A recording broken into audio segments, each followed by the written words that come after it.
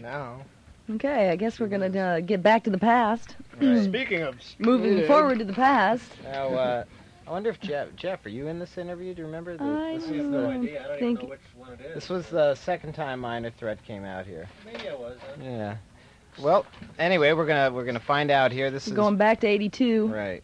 And we'll see what happened when Minor Threat was here then. Yeah, we're gonna find out what were the issues, the driving issues of 1982. It was a younger and more innocent age back then. All right. All right, here we go. Here. Give me a joint. In the studio, we have Richard Moore, who is our Washington D.C. correspondent for the magazine, and who's in 00. And with him are his 5 roadies. Not true. Who also sometimes play in Minor Threat. Richard, step up to the mic here, fella. How'd you learn to write so well? Sugar Bear. It's rough, believe me. I haven't written in many years. Actually, college, that's what it is, year of college. Purdue. And unfortunately, you write better than you speak. Okay. Thank you very much. I'm nervous, you know. I've done this before. All right, so... we're not versions of the airwaves. Go ahead and try us. All right, here. Well, you got to move over here towards this mic there. Okay. Sorry. So last year we did a very serious interview, which got us in lots of trouble. This year we're going to do a nice... fun interview. I had the privilege of getting a ride down the station with Minor Threat tonight, and was privy to some very inside information about, like what they eat, and it was quite a discussion. Would any of you like to take this up? Oh, I'll bite. We had an experience at. What was it, Jack in the Box? Jack in the Box, Brian. Jack in the Box. And there was dissension among the ranks as we were supposed to get pizza, but then I was informed that at least 2 of the members of this party would not eat pizza. They would eat burgers, and that was it. Due to the fact that we'd had pizza the night before. Yeah, well, regardless. Oh, my. So off we went. Left without directions. Off I went to Jack in the Box driving, and we thought they'd clean up their act when we got there. To be quite frank, they had an all-new menu. It looked real nice. They had, we lost. They had a new sign, and the building had been remodeled, and we thought we were in for, a pleasurable dining experience. But it was not to be. Rich, would you care to elaborate?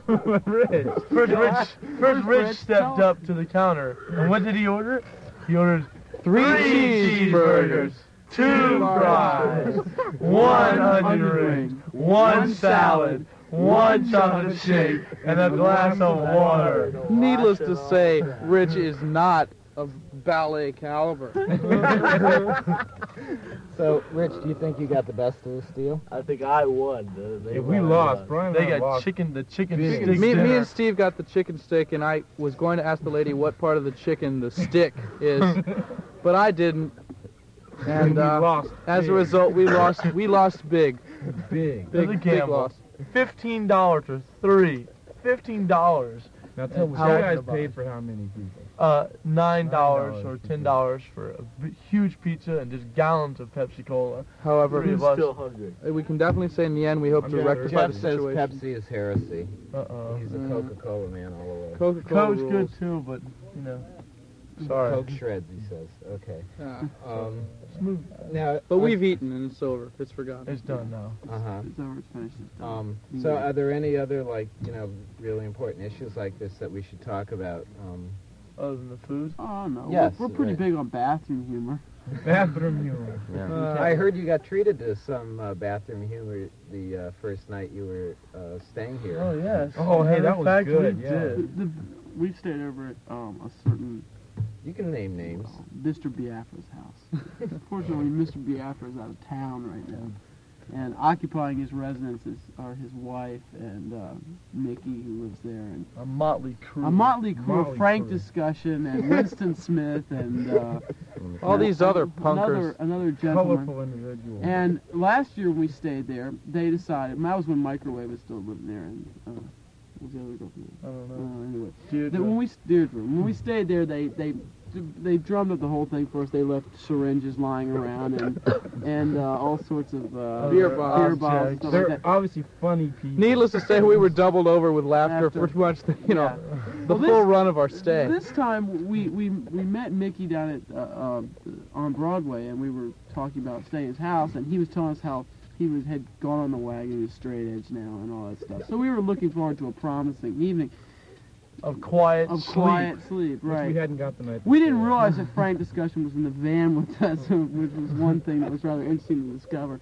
But when we got there, I didn't even go inside. Actually, none of us went inside except for Brian. Me and Steve went inside. There's a man vomiting on the front porch. All of a sudden, they come right out. This guy's vomiting right where we're gonna sleep. We're sleeping in the van, so they jump in the van. By coincidence, we drew lots. So we got in there, and this guy had obviously been drinking quite a bit. And in fact, everybody had been sort of drinking except for, I guess, Mickey, because he was with us, Frank. But they were all drinking and having a good time. And there seemed to be quite a few beer bottles around. And there was this huge bag of what looked like marijuana, but we kind of dismissed it as not being it. Well, we didn't even think twice about it. Assuming that it was all real. These people had grown up in the year that we had been gone. And matured a bit. Got him past the 6th grade. No, guess not, huh? We were informed later on that the whole thing was staged for our benefit, even down to the exorcist vomit. And the toilet paper joints. And the toilet paper joints and all that. And, funny people. Surprised me. Absolutely hilarious. It surprised me that adults would go through such pains just for this kind of humor. I mean, that was pretty good. And the funniest thing was that I didn't laugh. The throw up. Yeah, that was funny. The funniest thing was that the throw up was on the floor, and I said to Mickey, actually being serious, this is even funnier than last year, what you did last year. I didn't think about it, that it might have been staged. But meanwhile, Mickey was doubled over in laughter. Yeah, he did. He had a good joke at our expense, but we're gonna get him back one of these days. We will laugh last. All right, so it was indeed a staged event, so ha-ha. Yeah, ha-ha. Ha-ha. All right, Once again. Now, let's talk about the new record. Lyle, before you were saying that after the fact, you guys discovered something about the record. Well, yeah, the lyrics point towards it's sort of a friendship album, basically. The songs generally are about how Ian, who writes the lyrics, interacts with his friends, and the friends are ranged from, well, Jeff especially, because they've been friends for so long, and then friendship in general, and just the way people deal with each other on a personal level. Whereas the first record was more of a statement, a real like a setting down of doctrines record, and the second one was sort of like after the reaction of those doctrines had come in. Ian talked about the way he saw things, their reactions, and what he had said on the first record, and how he looked at all that. And then this record is more of a personal thing, I think. But it doesn't mean it excludes anybody. I think that if anything, people could picture themselves in these scenarios probably better than any of the other ones, actually, because I think everyone's got friends, or at least problems with friends. So, perhaps. So this was sort of, I mean, you didn't realize at the time when you were... No, I mean, I just write songs, you know, when they come, which is very rarely, actually. And actually, I didn't even notice it. I think Lyle pointed out to me, this is like our friendship record or whatever. But, I mean, they go from, like, Bat Betray, which is, like, you know, a song about being betrayed, obviously, by a friend. And then it goes to Look Back and Laugh, which is, like, a song, hopefully, you know, trying to, like, you know, keep your friendship intact, even though there's a lot of problems, because maybe it is worth it after all. And, you know, et cetera, et cetera. Actually, things that are not songs about friends in particular, which might be, you know, people might want to hear about, are the things that come in after Out of Step, which are, it's called Cashing In, which a lot of people have asked us about. So I thought I'd take this opportunity to explain it. Okay, let me do that. Well, when we first got back together, and that was in April last year, mainly our friends in Washington especially just gave us a real hard time, saying that, oh, well, we were just, you know, jumping back into it because we were famous now, and basically we were cashing in on our fame and the whole thing. And it really was quite, I mean, if anything, it was a drive. It made us that much more want to play. So when we finally did play, the first song we played ever since we got back together was a song called Cashing In, where we threw like $20 out to the crowd and in quarters. In quarters. I was carried on stage, by, like it was like a whole thing was like a totally to mock these people. And Brian threw a bass out. I had an old bass, but old bass. The whole idea was just to like poke fun at it. But it's not. I mean, it's basically just to like say like how ludicrous the idea is that we could be cashing in, and that's exactly what the song was about too. I would think it's obvious, but some people seem to have problems with it. Some people have come to me and actually said that they thought it was real, that we were actually saying we really don't care. Yeah, we really do. Which whatever. I don't see how they have missed. They seem to really miss the point. All right, this show's on a cassette tape, so we're going to turn over the tape and continue the rest of that interview in a minute. Okay, you've been listening to an interview with Minor Threat from 1982 as we bounce around in time tonight. I'm going to take this opportunity to read the calendar here, or maybe Walter will read the calendar, or maybe Jeff will read the calendar. Would you like to do it, Mr. Bale? Depends, man. Let's see what we got. All right, I'll read it. What the heck? What the hey? Dude. What the hey? If I don't read it, then I won't have anything to say tonight at all. Right. So I guess I'm going to read it here. And it's a really big shoe this week. And we start out tomorrow night, Wednesday, at the VIS with Eugene Chadbourne's whatever the name of his band is now. And I think actually that maybe the Dwarves run that show. No, that's next the week. following one. Okay, sorry, I'm wrong. All right, see, I can't even read the calendar anymore. Besides, Eugene Chadbourne doesn't have a band. He does the wild one-man performance. He does? That's not to be missed. Oh, all right. See, once again, It just shows it just shows that I am You go ahead and announce, and I'll go ahead and clear everything up. All right. I'll tell you what, Ruth. I'll announce, and you correct everything I say. Okay. Right. Okay. Okay. Then Friday at the Farm, it's MDC, Youth of Today, Justice League, Clown Alley, Neurosis, and RKL. So it's a really big shoe, like I was saying that there was going to be some somewhere here. And Saturday night at the Chatterbox on Valencia, it's the Hoss, the Great Boss Hoss, and Hanging Party, whoever they are. Ruth, can you clarify that for me? Sorry, Jeff. Okay. And let's see, Sunday the 25th at the Underground at 201 9th Street, presumably in San Francisco, it's the Undead, and I assume that's Sid Terra's Undead, am I right? And it's the Bad Boys with them. Is that Sid Terra's Bad Boys? No, just kidding. And, of course, there shows at the Warehouse on Friday and Saturday, but, we have this strange policy, or actually, we don't have it. Tim has a strange policy where he thinks it's better not to announce who's playing, so I won't announce it. Well, actually, there is word-of-mouth advertising on these shows, and we're going to see how that goes. But you have to be in with the in-crowd to find out about it. Well, no, you have to be a member of the Warehouse, which is very easy. Anyone can come down, either at a show on Friday and Saturday nights, and join up. The only stipulations is that there's no violence or vandalism permitted within those confines, and we can't have any booze or drugs on the premises. Then you're involved, and you can be as involved as you want. The more the better, actually. And there are 2 shows this weekend, as every Friday and Saturday night, and the place is at 924 Gilman Street in Berkeley. And I will tell you this, that a lot of the big bands that are going to be appearing at the farm will also be playing the Warehouse at various times, so you won't miss out if you just go to the Warehouse. And it's a much smaller environment to check them out. So, Friday and Saturday night down there is stuff happening. And there's some announcement here. Yeah. And it's you, Tim. You wrote it.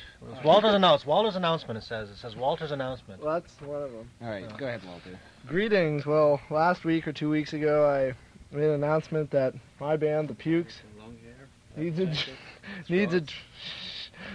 my band, The Pukes, needs a drummer. So, and we have a drum set. So, if you can drum and be reliable and take lots of abuse, call Brooke. Dish out lots of abuse. If you can dish out lots of abuse, then Walter will especially appreciate it. I will especially accept this abuse with the utmost courtesy and kindness.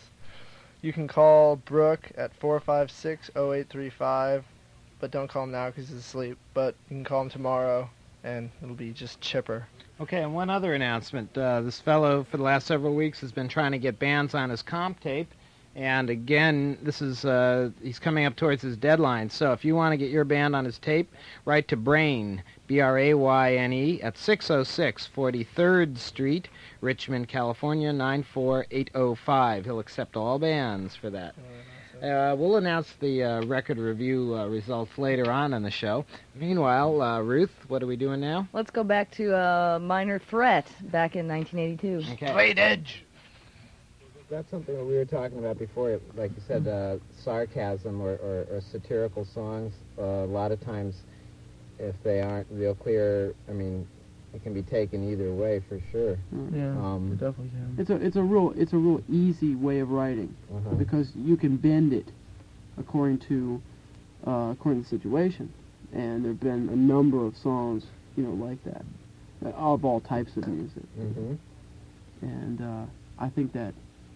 Misinterpreted in general. Yeah, yeah. I mean, obviously the original authors of the songs had, at that point when they wrote it, an idea of what it meant. But over the period of time that's gone by since it was written, things change, and then they might just, start bending it and adopting a different attitude on it.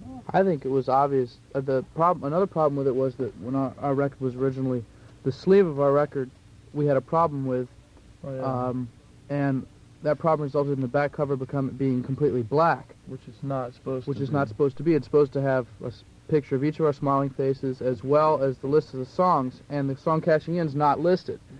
We wanted to include it mainly because we thought that we weren't too happy about putting out 8 songs, at once. We wanted to put another song on there, and also because it was, that way it would be more obvious that it was not supposed to be something taken as seriously. More importantly, what the back cover left off was the Discord address and the fact that we were selling it at $3.50 post-paid, which is basically our way. Since it is an EP, it's not like an album length, even though it is an incredibly long EP, I think.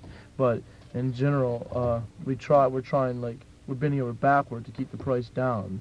So it was quite a letdown. Hopefully, whoever get the one to the black, there's only going to be 3,500 of them like that. So you may have a collector's item. Okay. All right. So I think maybe we should. Is there anything? We should just introduce. Oh yeah, we want to. Okay. I'm sorry. Yes. That's why we forgot you. He's been chiming in. Say hi, Steve. Hello, Steve. No, this is our new bass player. Brian moved to guitar because he wanted to play guitar, and we have Rep Steve. was too high at bass. So Steve Hanskin now playing bass.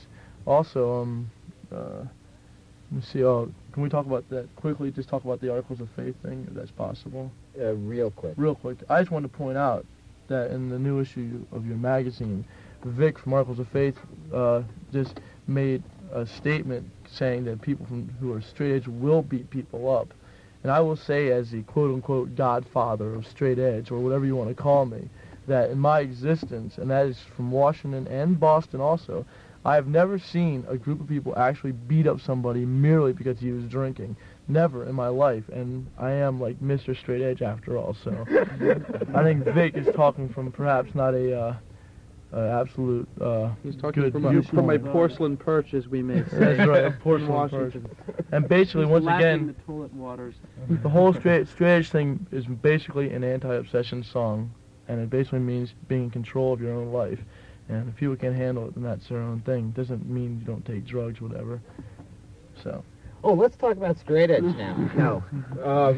These guys got to get in their van and go to Salt Lake City. Tonight. 16 hours away. Right. Brian's driving. Yeah. And I'm sitting shotgun. all right. So we're gonna play one of those cuts off their EP about friendship or lack of it here, perhaps.